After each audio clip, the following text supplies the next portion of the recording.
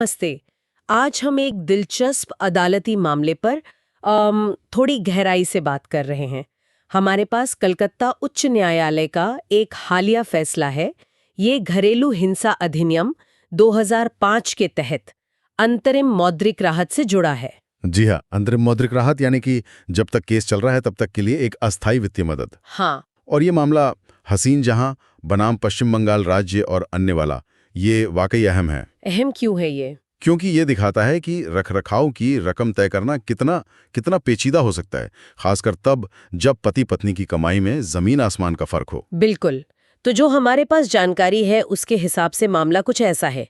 2014 में शादी हुई, एक बच्ची हुई। हाँ। और फिर बाद में पत्नी ने पति और उसके परिवार पर शारीरिक और मानसिक प्रताड़ना के आरोप लगाए। जी, और उसी के चलते घरेलू हिंसा का मामला दर्ज हुआ। सही। और पत्नी ने शुरू में अपने लिए 7 लाख और बेटी के लिए 3 लाख रुपए महीने की अंतरिम राहत मांगी थी। हाँ, इतनी रकम उन्होंने शुरू में मांगी थी। ये तो काफी बड़ी रकम लगती है सुनने में। तो निचली अदालतों ने क्या किया इस पर? देखिए, वहाँ कहानी थोड़ी अलग रही। जो मजिस्ट्रेट थे, उन्होंने पत्नी की अर्जी खारिज कर दी थी। अच्छा, क्यों? उन्हें पहली नज़र में, मतलब प्रथम दृष्टया, घरेलू हिंसा का मामला शायद उतना पुख्ता नहीं लगा और पत्नी की अपनी कुछ आय भी थी। हम्म। हाँ, लेकिन बेटी के लिए उन्होंने 80,000 रुपये महीने का आदेश जरूर दिया। ओके, तो पत्नी को शुरू में कुछ नहीं मिला, पर बेटी के लिए 80,000 तय हुए। फिर मामला गया सत्र न्यायाधीश के पास, सेशन जज के पास। उन्होंने मजिस्ट्रेट का फैसला बदल दिया। अच्छा। हाँ, उन्होंने माना कि पहली नज़र में घरेलू हिंसा का मामला बनता है और उन्होंने पत्नी के लिए 50,000 रुपये और बेटी के लिए वही 80,000 रुपये महीने का अंतरिम रखरखाव तय किया। ठीक है, तो थोड़ी राहत मिली पत्नी को, लेकिन फिर भी वो उच्च न्यायालय गई। जाहिर है वो इस रकम से खुश नहीं थी। बिल्कुल। उनका तर्क यही था कि ये रकम बहुत ही कम है, खासकर पति की बताई गई आय को देखते हुए। कितनी थी पति की आय? दस्तावेजों के हिसाब से 2020-21 में पति की सालाना आय करीब 7.19 करोड़ रुपए थी। 7 करोड़। और पत्नी ने अपनी आय कितनी बताई थी? पत्नी ने अपनी आय सिर्फ 16,000 रुपए महीना बताई थी। अरे बाप रे, 16,000 बनाम 7 करोड़ सालाना, ये तो बहुत ही बड़ा अंतर है। तो जाहिर है पति के वकील ने इसका विरोध किया होगा। हाँ, जोरदार विरोध किया।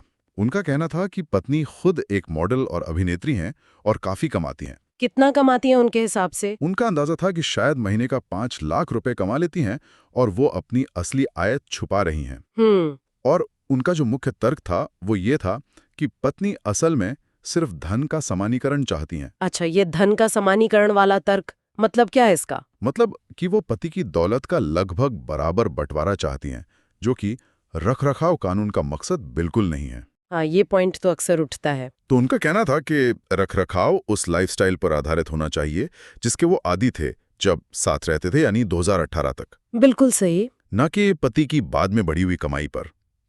उन्होंने ये भी कहा कि पत्नी ने अलग अलग कानूनी कार्यवाहियों में अपनी संपत्ति और आय के बारे में अलग अलग जानकारी दी है।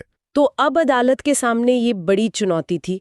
एक तरफ पत्नी की जरूरतें, पति की इतनी भारी आय, और दूसरी तरफ पति का ये तर्क कि पत्नी खुद कमाती है और सिर्फ पैसा बराबर करना चाहती है। जी। तो अदालत में ये संतुलन कैसे बनाया? देखिए, उच्च न्यायालय ने कुछ मुख्य बातें नोट की। पहली, कि सत्र न्यायालय का ये मानना सही था कि पहली नजर में घरेलू हिंसा का मामला बनता है।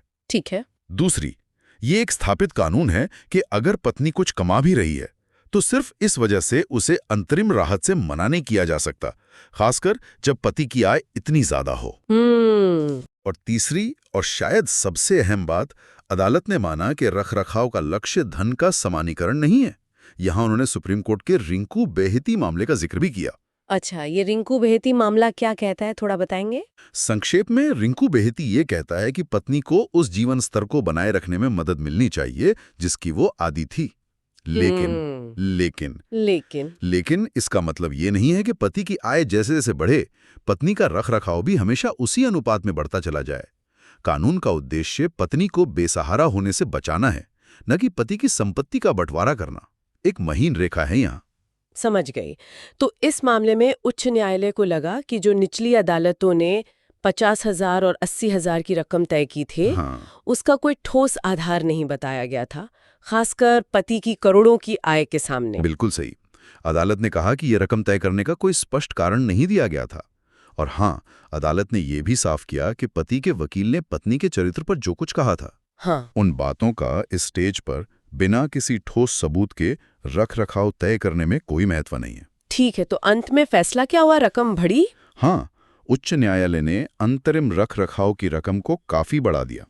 पत्नी के लिए 1.5 लाख रुपए प्रति माह 1.5 लाख?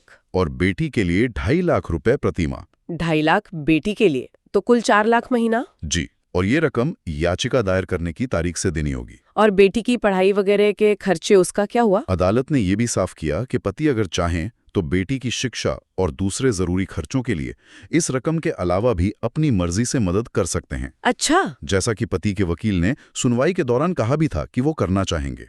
तो कुल मिला के ये मामला काफी कुछ दिखाता है कि अदालतें अंतरिम रखरखाव तय करते समय कैसे संतुलन बनाती हैं।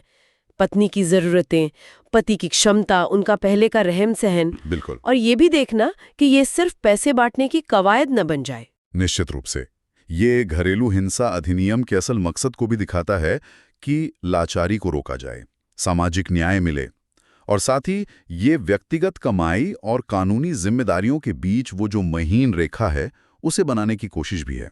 और हाँ, जाते जाते एक सवाल शायद सोचने के लिए छोड़ जाते हैं हम, कि जब पति पत्नी अलग हो जाते हैं तो वो जो आदि जीवन स्तर की बात होती है उसका मतलब क्या होना चाहिए, खासकर तब जब अलग होने के बाद किसी एक की आय बहुत बहुत ज्यादा बढ़ गई हो। हाँ, ये एक बहुत ही महत्वपूर्ण सवाल है। इस पर वाकई और सोचने की जरूरत है।